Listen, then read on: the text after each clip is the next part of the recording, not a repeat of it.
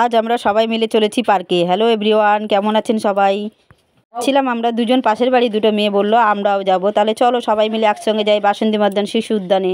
ঢোকা মাত্রই এদেরকে কি আর সামলানো যায়, এরা চলে পড়েছে ঢেকি দিয়ে। দেখুন, তারা একদিকে দোলনা খেতে খেতে চলে গেছে স্লিপে, আমি তাদের পিছনে ছুটেই চলেছি ক্যামেরা নিয়ে।